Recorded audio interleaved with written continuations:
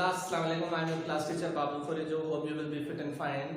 Class, today I'm here to calculate layer and subclavier. Class, we are going to discuss about the point topic that is to be known as the introduction, especially for the metric class.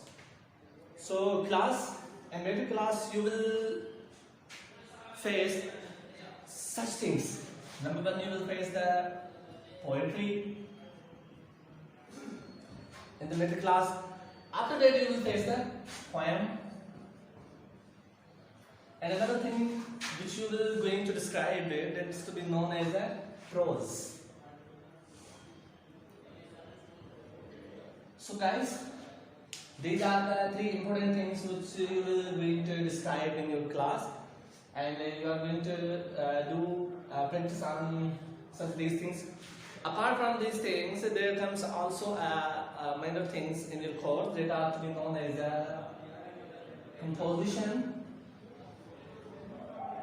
composition, grammar,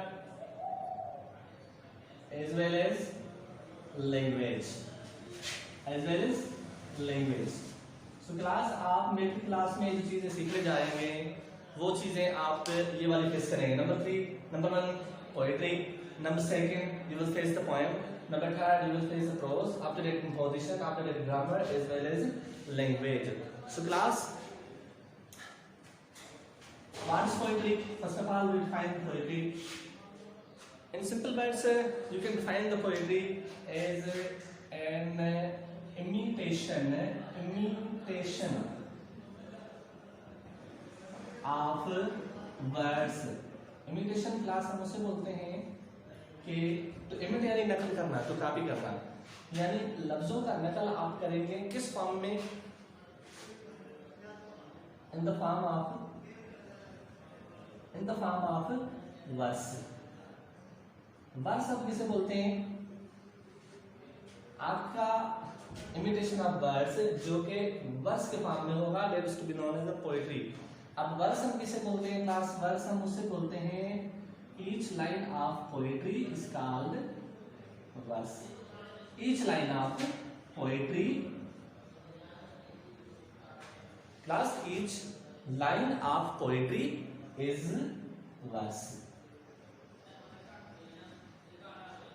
so class, अगर आप poetry को further define करना चाहते हैं तो और definition से simply definition जो आपकी हैं क्लास वो आपकी हैं. फॉर एग्जाम्पल, आप पोएट्री को इस तरह से डिफाइन कर सकते हैं कि भाई ये it is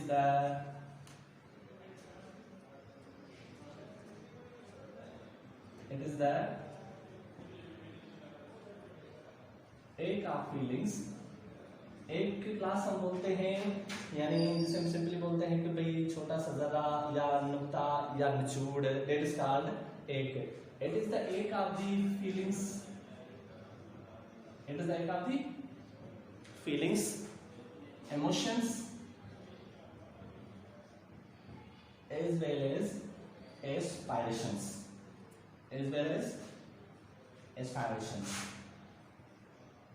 Is to be known as poetry.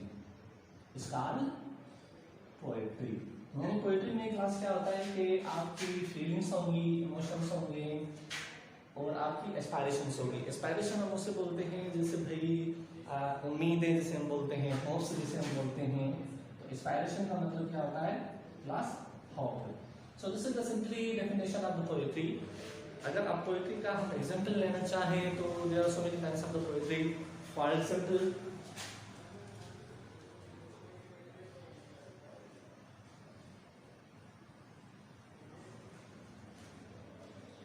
example of poetry is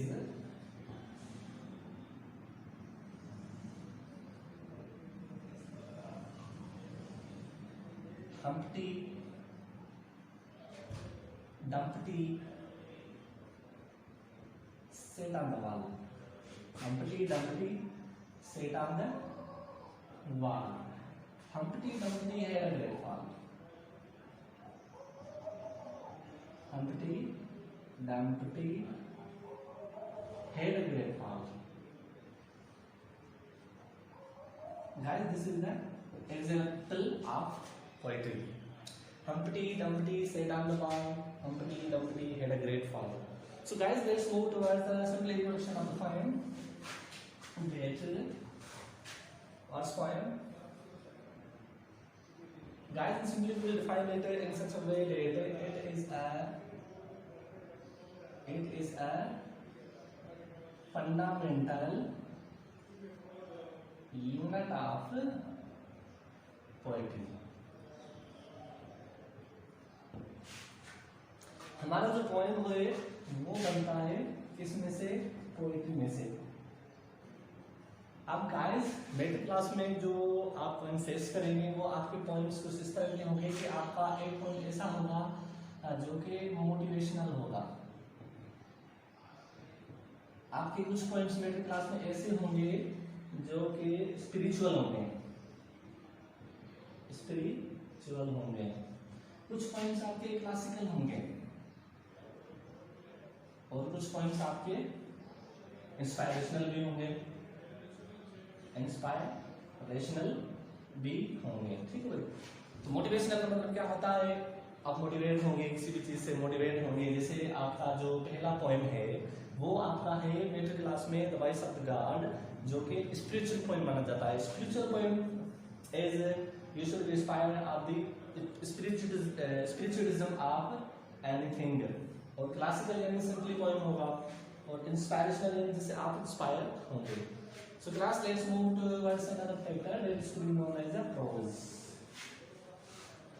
तो guys prose क्या है? Prose जो है it is a unique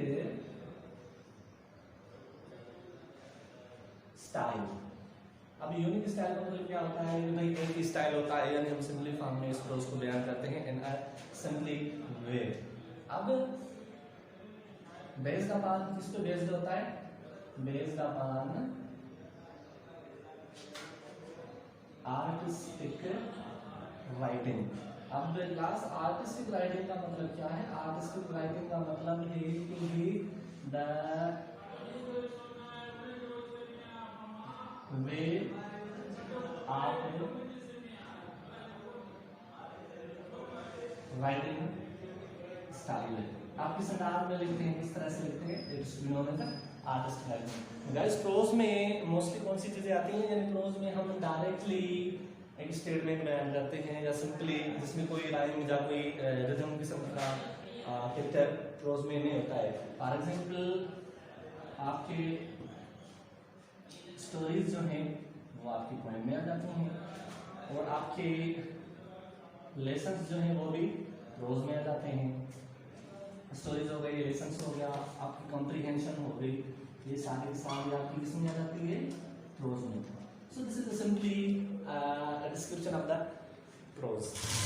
उसके बाद गाइस अगर हम और फिल्टर पे आए, जैसे कि मैंने आपको बताया कि आप लैंग्वेज भी इसमें पढ़ेंगे डिटेल में। तो लैंग्वेज क्या है? लैंग्वेज है it is the sharing of ideas, sharing of ideas और या you can say that is used for